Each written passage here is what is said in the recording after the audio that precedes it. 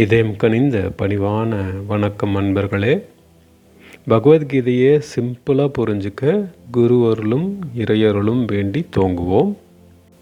இந்த பதிவில் நம்ம பார்க்க போகிறது அத்தியாயம் 2லேருந்து ஸ்லோகம் 29லேருந்து 32 வரைக்கும். முதல்ல ஸ்லோகம் 29.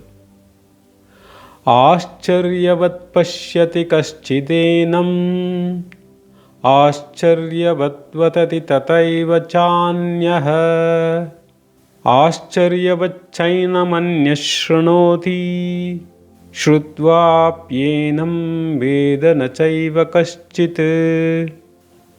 இதோட அர்த்தம், சிலர் ஆன்மாவை ஆச்சரியமாக பார்க்கிறார்கள், சிலர் அதை ஆச்சரியமாக விவரிக்கிறார்கள், சிலர் ஆன்மாவை ஆச்சரியமாக கேட்கிறார்கள், மற்றவர்கள் கேட்டாலும் கூட அதை புரிந்து கொள்ள முடிவதில்லை. அடுத்து ஸ்லோகம் 30. தேஹி நித்யமவத்யோயம் தேஹே சர்வஸ்ய பாரத தஸ்மாத் சர்வாணி பூதானி நத்வம் சோசித்துமர்ஹசி. இதோட அர்த்தம், அர்ஜுனா, மனித தேகத்தில் உறைந்து இருக்கும் ஆத்மா அழியாதது. எனவே நீ யாருடைய மரணத்துக்காகவும் இழப்புக்காகவும் வருந்தாதே. அடுத்து ஸ்லோகம் 31, 32 ரெண்டையும் சேர்த்தி பார்ப்போம். ஸ்வதர்மமபி சாவேக்ஷ்ய நவிகம்பிதுமர்ஹசி தர்மாத் யுத்தாத் ஸ்ரேயோன்யத் க்ஷத்ரியஸ்ய ந வித்யதே யத்ருச்சயா சோபபன்னம் ஸ்வர்கத்வாரமபாவ்ருதம் சுகினः க்ஷத்ரியாः பார்த்த லபந்தே யுத்தமீத்ருஷம். இதோட அர்த்தம், போர் வீரர்களுக்கு போரிடுவதை காட்டிலும் சிறந்த பெருமைக்கும் மரியாதைக்கும் உரிய செயல் வேறு எதுவாக இருக்க முடியும்? எனவே உன் கடமையை செய்வதற்காக நீ மனம் தளரக்கூடாது. அது மட்டுமின்றி போர் புரிவதற்கான வாய்ப்புகளை எதிர்பார்க்காமல் எதேச்சையாக பெறும் போர் வீரர்களுக்கு சொர்க்கத்தின் வாசல் படி திறந்தே இருக்கும். இப்போது இந்த ஸ்லோகங்களோட விளக்கத்தை சிம்பிளாக புரிஞ்சிக்க முயற்சி பண்ணலாம் வாங்க. நம்மள நிறைய பேருக்கு ஒரு ஏக்கம், ஆசை இருக்கும், கடவுளை நம்ம கண்ணால் பிரத்யக்ஷமாக பார்க்க முடியுமா அப்படின்ட்டு. ஆன்மாவை ஃபிசிக்கலாக பார்க்க முடியாது, கையால் தொட முடியாது, அது எப்படி இருக்கும்னு கற்பனை பண்ணி பார்க்க முடியாது. ஏன்னா அது மனித கற்பனைக்கு அப்பாற்பட்டது. ஆன்மாவை போலவே கடவுளும் நம் கற்பனைக்கு எட்டாதவர். ஆன்மாவின் இருப்பையும் கடவுளின் இருப்பையும் உணர மட்டுமே முடியுங்க. ஆத்ம விசாரம் அப்படின்னு சொல்லப்படுற செல்ஃப் இன்கொயரி பண்ணி தான் ஒருத்தர் தனக்குள்ளே இருக்கிற தான் யாருன்னு புரிஞ்சிக்க முடியும், ஆத்மாவை உணர முடியுங்க. தனக்குள்ளே தன் ஆத்மாவை கண்டு தன்னை உணர்ந்தவங்க செல்ஃப் ரியலைஸ்டு சோல்ஸு, கடவுளை உணர்ந்தவங்க காட் ரியலைசேஷன் அடைஞ்சவங்க ஆத்மாவை பற்றியோ கடவுளை பற்றியோ விவரமாக வார்த்தைகளால் விளக்கி சொல்ல முடியாது. இதை கண்டவர் வெண்டிலர், வெண்டவர் கண்டிலர் அப்படின்னு ஒரு பழமொழியில் சொல்லுவாங்க. அதாவது பார்த்தவங்க சொல்ல முடியாது, சொல்கிறவங்க பார்த்தது கிடையாது. ஏன்னா நம்ம மனித எல்லைகள், புலன்கள், சென்சஸ் எல்லாத்துக்கும் அப்பாற்பட்டது தான் இந்த ஆத்மா, கடவுள்.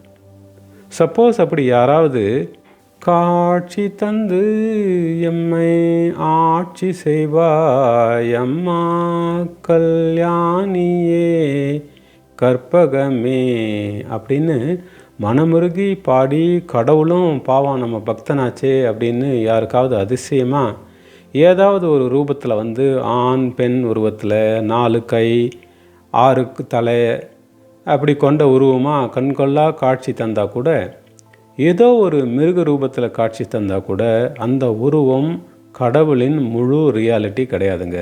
அது ஒரு லிமிட்டட் வெர்ஷன் தான். ஏன்னா கடவுள் ஒரு நேம்லெஸ் ஃபார்ம்லெஸ் என்டிட்டி. கடவுளை ஒரு பேருக்குள்ளேயோ ஒரு உருவத்துக்குள்ளேயோ அடக்க முடியாது. அந்த பரமாத்மா அனோரணியான் மகதோ மகியான் அப்படின்னு சொல்லப்படுறவர். அதாவது கடவுள் ஒரே நேரத்தில் அணுவிலும் அணுவாய் துரும்பிலும் துரும்பாய் இருப்பார். அட் த சேம் டைம் பெரிதிலும் பெரிதாய் பிக்கர் தேன் த பிக்கஸ்டாக இருக்கார். கடவுள் அணுவுக்குள்ளும் இருந்து இந்த அண்ட பிரம்மாண்ட பிரபஞ்சத்திலும் எல்லா இடங்களிலும் எல்லாமாவும் இருக்காருங்க. அதனால் யாராவது ஆத்மாவை கடவுளை வார்த்தைகளால் வர்ணிக்க முயற்சி பண்ணால் அது கண் பார்வை இல்லாதவங்க யானையை தொட்டு பார்த்து யானைன்னு தெரியாமல் சொர சொரான்னு இருக்கும், முழுசாக கையால் பிடிக்க முடியாத அளவுக்கு பெருசாக இருக்கும்னு சொல்கிற மாதிரி அது எதுவுமே சரியானதாக எக்ஸாக்டாக டிஃபைன் பண்ணுற மாதிரி இருக்காதுங்க. ஏன்னா it cannot be described, expressed in mere words. இதைத்தான் பகவான் 29வது ஸ்லோகத்தில் சொல்கிறார். சிலர் ஆன்மாவை ஆச்சரியமாக பார்க்கிறார்கள், சிலர் அதை ஆச்சரியமாக விவரிக்கிறார்கள், சிலர் ஆன்மாவை ஆச்சரியமாக கேட்கிறார்கள், மற்றவர்கள் கேட்டாலும் கூட அதை புரிந்து கொள்ள முடிவதில்லை அப்படிங்கிறார். அடுத்த 30வது ஸ்லோகத்தில் உடலுக்குள் இருக்கும் ஆத்மா அழியாதது, ஆகையால் அர்ஜுனா நீ யாருடைய இழப்புக்காகவும் வருந்தாதே அப்படின்னு அட்வைஸ் பண்ணுறாரு. அதனால் 31வது ஸ்லோகத்தில் ஒரு க்ஷத்ரியனா போர் வீரனா உன்னோட கடமையை தவறாமல் நாட்டை காக்கும் நாட்டு மக்களை காக்கும் உன்னோட கடமைக்காக நீ மனம் தளரக்கூடாது.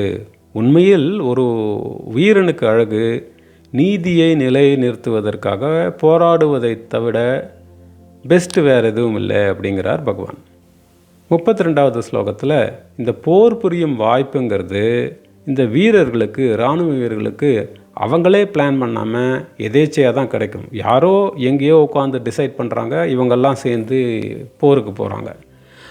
அப்படி எதேச்சையாக இந்த போர் வாய்ப்பு கிடைக்கிறவங்களுக்கு போய் அந்த வீர மரணம் அடைகிறவங்களுக்கு சொர்க்கத்தின் வாசக்கதவு எப்போவுமே திறந்திருக்கும் அப்படிங்கிறார் பகவான்.